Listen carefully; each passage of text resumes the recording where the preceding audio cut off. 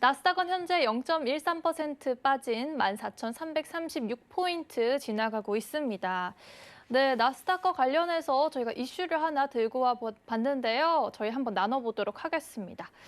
네, 첫 번째 이슈는요. 지금 나스닥 관련해서 준비를 해왔습니다. 외신 기사를 들고 왔는데 뒤에 보시는 것 같이 나스닥 S&P 500 close as records on recovery signs infrastructure deal라는 기사입니다.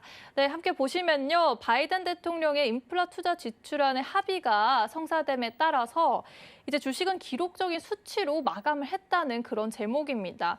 저희가 알고 있는 내용이기도 한데요. 잠깐 정리해보자면 지난주 이제 실업수당을 신청하는 미국인의 수가 감소했죠. 그리고 내구재 주문이 1월 이후 가장 빠른 속도로 증가했다는 점이 명시돼 있는데요.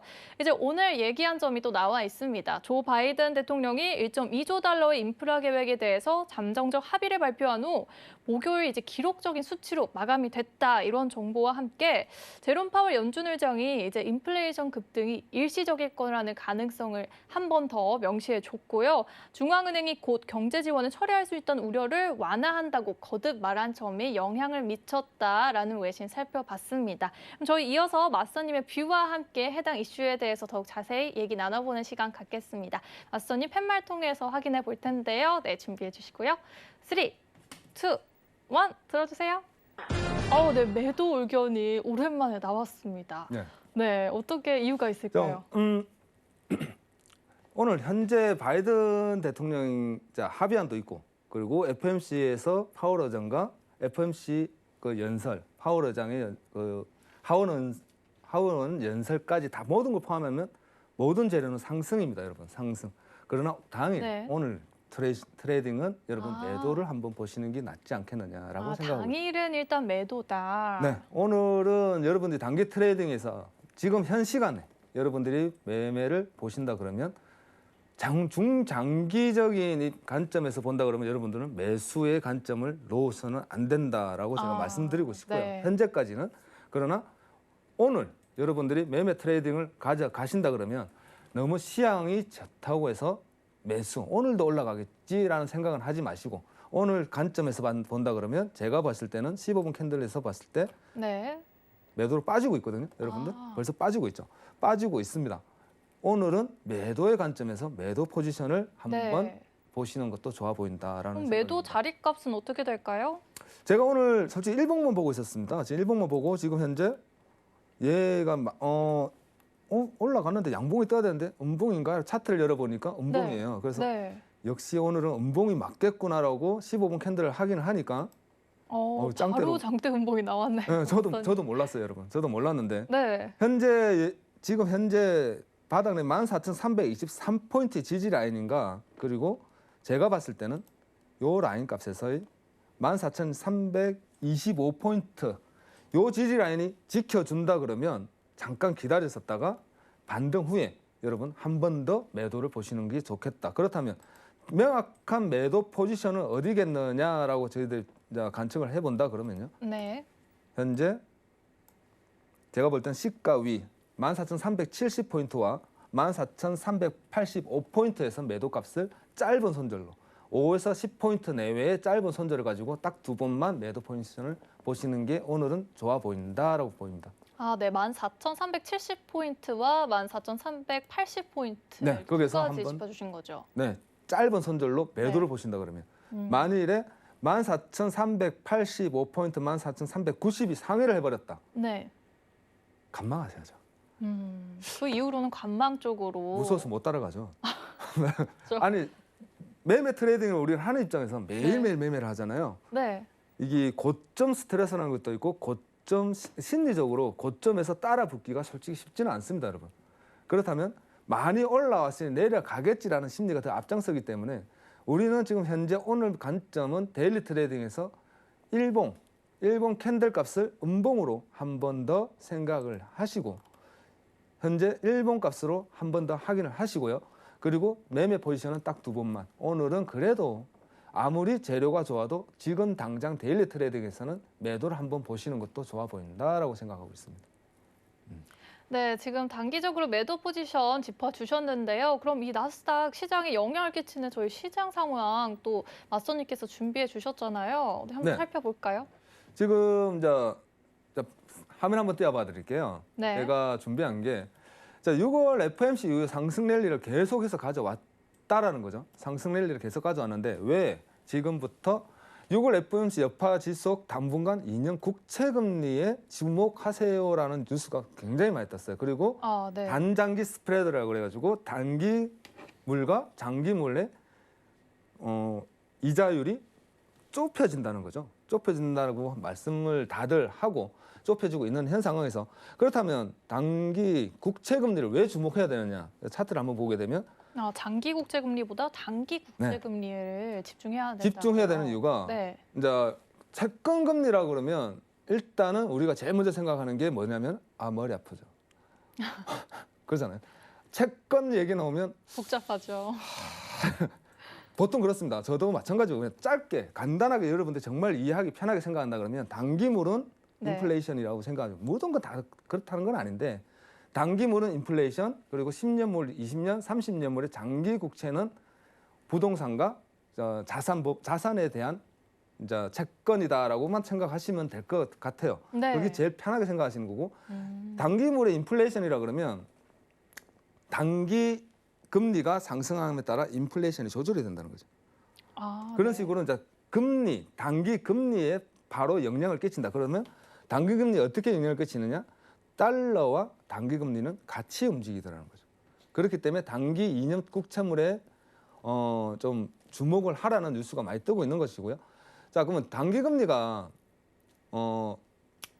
이번에 원자재가 떨어졌을 때 단기 하루짜리 역한매부 채권이라는 거예요. 그러니까 리버스 네. 레퍼라고도 하고 뭐 얘기하는데 역한매부 채권을 0.05bp를 올림으로 해서 이번에 원자재 가격이 한번 폭삭 주저앉았거든요. 그걸 무슨 얘기하느냐? 시장에서는 야 이거 금리 인상하는 거 아니냐라는 이제 관측이었던 거죠. 말을 이제 야 이거 금리 인상하는데 시작하는데라고 자기 나름대로 생각을 한 거지. 네. 그래서 그러면서 많이 떨어졌다는 건데 사실은 그거는 이제 하루짜리 오늘 하루 돈을 가져오면 내가 0.05bp를 더 줄 테니 중앙은행에서 M2 유동성 장산 그러니까 시장에 이제 깔려 있는 유동성을 조금 해소한다는 거예요, 그냥. 그러니까 M1, M2가 있는데 M2라고 그러면 이제 모든 우리가 쓰고 있는 채권 금리 그냥 당장 쓸 수 있는 은행 예치금부터 부동산 이런 거는 못 쓰잖아요. 못 끌어오니까 단기로 끌고 올 수 있는 금리를 중앙은행 연준에서 조금 해소한다는 거예요. 그러니까 조금 빨아당기다. 그렇기 때문에 야 이건 긴축 아니냐라는 얘기가 나온 것이고 긴축을 한다 그러면 달러가 올라갈 것이다. 그렇기 때문에 원자재가 좀 내려갔다라는 관측이 많아요. 거기다가 이제 2년물, 6개월, 9개월, 2년물이 상승을 하면서 달러가 같이 반등을 하니까 조금 네. 많이 움직였던 부분이다라고 지금 이제 다들 얘기하는 부분이고 그렇기 때문에 이번에 원자재가 좀 떨어졌다라고 여러분들 이해하시면 될 것 같아요. 단기 금리 상승으로 인해서 달러도 올라갔고 그 그렇죠. 결과 원자재 가격이 하락했다. 그래서 지금 네. 이제 차트를 보시면 여러분들이 보시는 것처럼 달러와 2년물 채권 금리가 같이 움직이면서 상승을 좀 가파르게 올라갔죠. 이번에 좀 가파르게 올라가면서 이번에 원자재가 좀 떨어졌다라는 관측이고요. 자, 다음 페이지로 넘어간다 그러면 이제 6월 FMC에서 비둘기파적인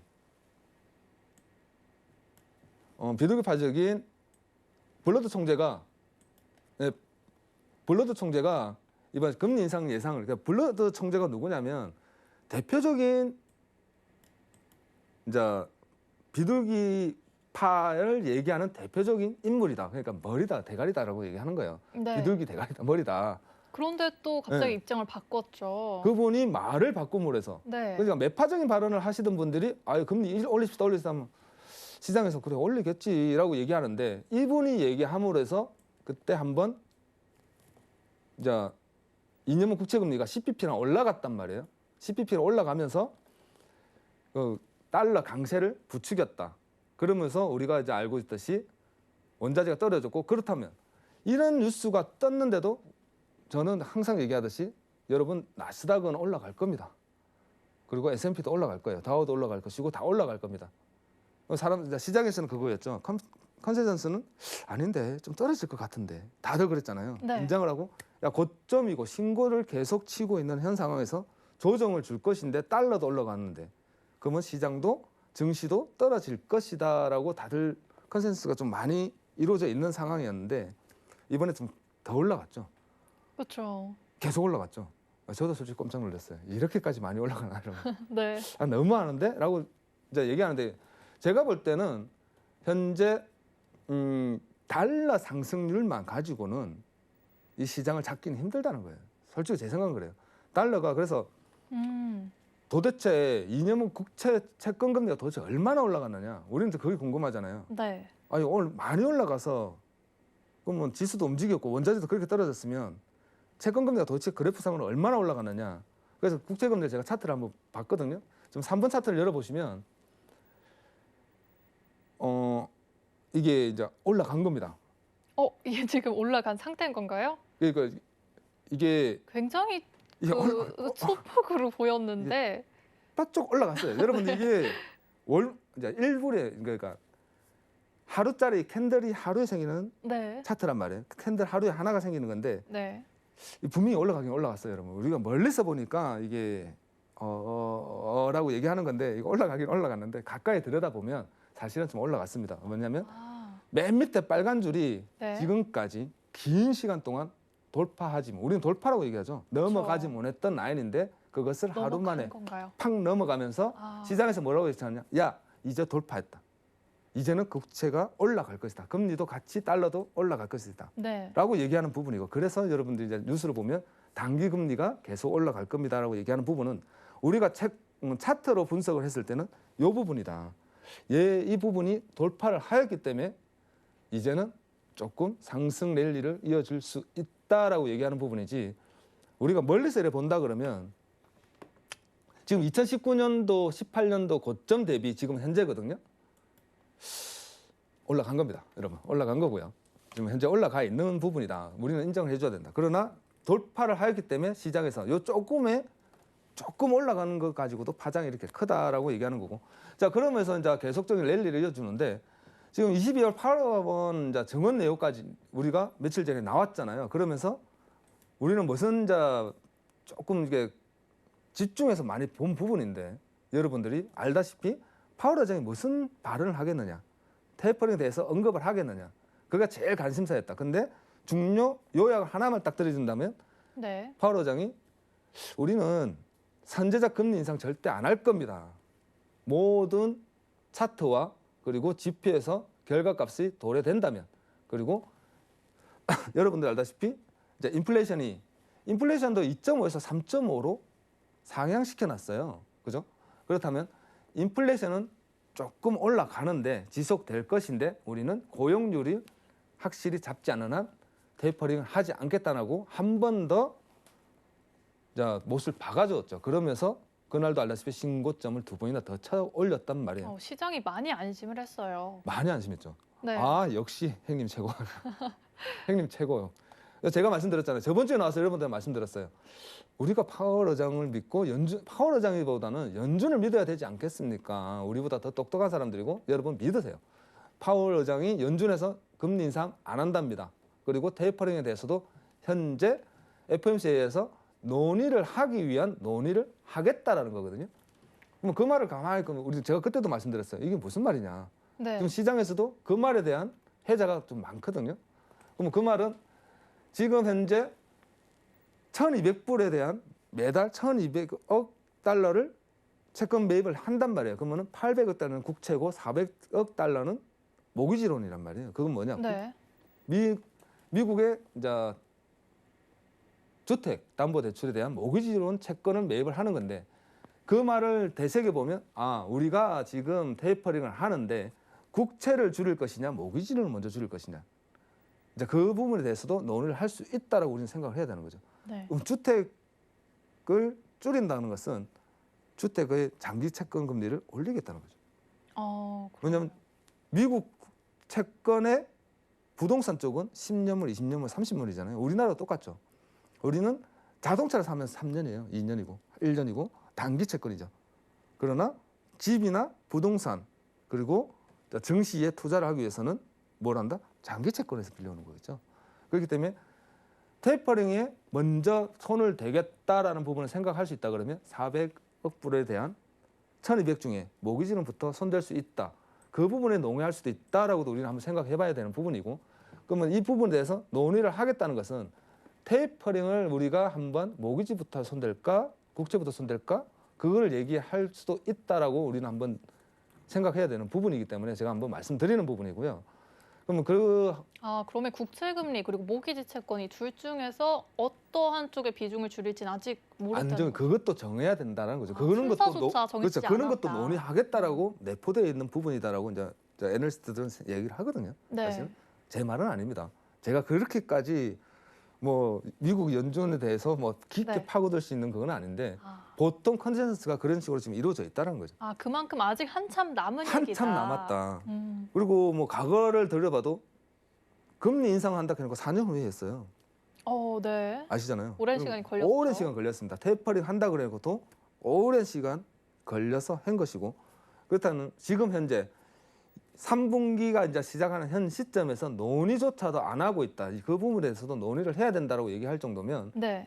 7월 달에 FMC에서 한번 논의를 할 수도 있고, 그리고 잭슨홀에서 다 모여서 한번 논의할 수도 있고요. 그러면 9월 달에 논의를 마칠 수도 있고, 그러면 테이퍼링을 시작하겠다고 얘기한다면 올 말, 그죠? 올해 말에 테이퍼에 대한 결과치를 도래할 수도 있다. 그렇기 때문에 제가 말씀드린 건 언제까지 나스닥과 증시가 상승 랠리를 이어져 올까요? 제가 저번주에 물어봤을 때 저는 내년 3월 정도까지는 그래도 상승 랠리는 이어지지 않겠습니까? 라고 말씀드린 부분이 그런 부분이거든요. 내년 3월까지 네. 보시면은 조금 더 여유를 가질 수 있을 것 같아요. 그러니까 거기에다가 지금 이제 바이든 정부에서 오늘 합의안도 끌어냈고 네. 유동성이 더 풀리겠다 그러고 아직까지 좀 멀지 않았나. 그럼 그 합의안에 내포된 좀 더 자세한 의미가 더 있을까요? 말씀해 주신 거 외에도? 어떤 합의안 말씀하세요? 인프라 투자 합의안에 대해서. 인프라 투자 같은 경우는 지금 현재 금액대가 딱딱 정해져 있잖아요. 네. 5년 동안 얼마, 8년 동안 얼마, 그리고 그 부분에 대해서 에너지 부분, 교통, 항공, 그리고 철도 모든 인프라 사업에 대한 돈 투자를 8년 동안 어떻게 나누겠다라고 얘기를 했는데 솔직히 말하면 제가 수치가 지금 생각이 안 나요. 네. 금액은 정확하게 수치가 안 납니다. 여러분 다음 시간에 제가 꼭 말씀드릴게요. 네. 근데 그 부분에 대해서 합의안을 도래를 했는데 이것을 중요한 것은 빠른 시일 안에 합의안을 읽고 승인을 내서 돈을 풀어야 된다는 거죠. 그러면 네. 우리가 그 돈 푸는 시점이 어디겠냐는 거죠. 올 3, 4분기 내에 풀 것이냐, 4, 4분기 올 말에 풀 것이냐. 그 부분도 한번 생각을 해봐야 되는 부분이고, 그 만일에 인프라 사업이, 근데 인프라 사업이라는 거는 우리가 한번 더 생각을 해봐야 되고, 물론 호재는 호재예요. 네. 호재긴 호재인데 지금까지 바이든 정부에서 돈을 푼 것은 직접 개인 호주머니에 꽂아준 거잖아요. 1인 1가구에 돈을 꽂아서 이걸 가지고 생활을 하세요. 이거 네. 뭐 식료품 사세요. 그리고 집세를 내세요. 등등의 직접 소비할 수 있는 금액을 푼 것이라면 인프라 사업은 기업에 들어가는 돈이죠. 경기를 살리기 위한 인프라 사업이지 개인 부양업체는 아니라는 거예요. 그 부분에 대해서도 한번 여러분들이 생각을 해봐야 된다. 그렇다면 이 인프라 사업이 돈이 풀린다 그러면 개인들이 좋을 것이냐, 기업이 좋을 것이냐를 한번 생각해봐야 되고, 기업이 좋다는 것은 기업이 돈을 받아서 또 투자를 또 하게 되고 그 돈으로 인프라 사업을 하게 되면 기업 실적이 올라가는 거죠. 그럼 개인한테는 영향이 크게 없다는 크게 말씀이신가요? 없는 거죠, 사실은. 그렇잖아요. 네. 기업이 좋은 이번은 협의안이다. 그렇다면 증시에 어떤 영향을 끼치겠느냐? 실적이 좋아지는 거죠. 그래서 제가 유동성 장세에서 여러분 실적 장세로 넘어가고 있습니다. 네. 부양책이 나오고 기업 실적이 좋아지면 대기업에서 하나의 뭐 공사를 하나 받았다. 그러면 하부 공사들이 다 좋아지는 거잖아요. 작은 공장들이. 그러니까 이제 낙수 효과라고, 그런 게 진짜 낙수 효과거든요. 그런 부분도 한번 생각을 해보셔가지고 그렇다면 이제는 나스닥 기술주냐 성장주냐 그 부분에 대해서 한번 생각해야 되고, 그렇기 때문에 아직까지는 상승 랠리는 아직까지 남아있다. 내년 3월 달까지 저는 그렇게 전망하고 있습니다. 일단 시기를 짚어주신 점이 되게 오늘 중요한 부분인 것 같아요. 그래서 그 정도까지는 네. 이제 좀 그래도 우리가 굉장히 구체적으로.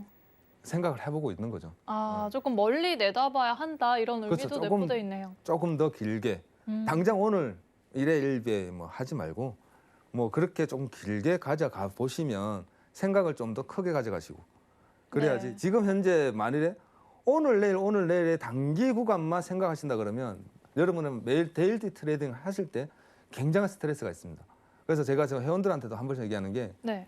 여러분 이제는 고점, 신고점이라는 개념은 버리세요. 잊으세요. 그냥 고점일 뿐이고 저점일 뿐이다라고 판단하시고 매일매일 매매를 하십시오라고 지금 계속 말씀드리거든요. 아, 숫자 연연하지 말고. 신고점에 네. 대해서 연연하지 말라는 거예요. 역사적인 고점, 어제도 역사적인 고점이었고요. 그렇죠.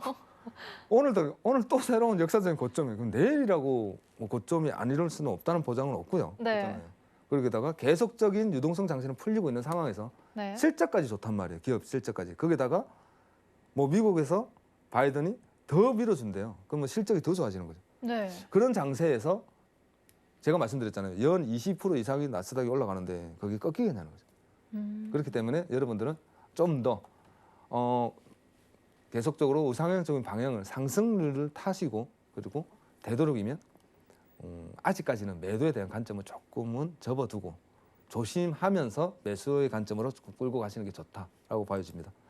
그래서 이제 소비자 물가 지수가 현재 소비자 물가 지수가 오늘도 좋아졌잖아요. 그리고 네. 지수도 좋아지고 그리고 좀 올라가긴 했는데 아직까지는 그렇게 요것 때문에 좀 바짝 올라간 것 때문에 요것 때문에 조금 긴장을 하고 있는 부분이고 여기 내려갈 거라고 말씀드리는 거고 그래서 제가 달러 지수 분석을 한번 해봤어요. 네. 달러와 나스닥, S&P를 분석을 해봤는데 여러분들 알다시피 달러가 빠짐으로 해서 지수들이 올라가고 있다. 상반된 관계를 가지고 있다라는 겁니다.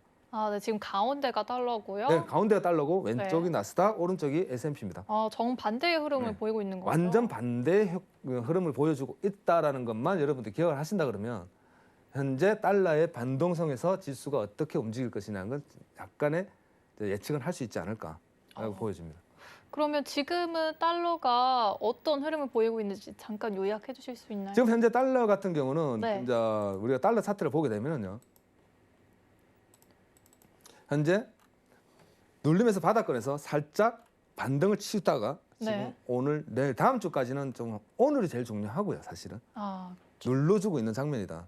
지금 약세로 잠깐 눌러주고 있는 장면이기 때문에 현재 제가 보는 관점에서는 달러는 조금 강세를 띄워줄 것이다라고 보고 있어요. 그러면 지수는 빠지지 않겠습니까? 라고 물어보는데 네. 달러가 빠짐으로써 골드는 솔직히 좀 흔들려요. 솔직히 흔들리겠으나 지수는 아직까지는 그래도 조금 견고하게 받쳐주고 있다. 단 조건은 그 조건이라는 게 있잖아요. 네. 어느 부분이 무너진다 그러면 여러분들 조심하십시오 하는데 제가 이제 지수 나스닥을 분석한 결과 현재 우리가 조심해야 되는 부분은 14,250이 하회할 때 14,000이 그러니까 오늘이죠. 그래서 오늘 좀 중요하다고 말씀드리는 게 그거예요. 오늘 음봉과 내일 다음 주가 음봉. 오늘이 양봉이냐 음봉이냐에 따라서 좀 달라질 것이고 오늘은 음봉일 것이다라고 좀 판단을 하고 있고요. 네. 그리고 다음 주에 하락이 좀 떨어진다 그러면 14,000은 한번 훼손시킬 수 있다라고는 아, 보여지고 있습니다.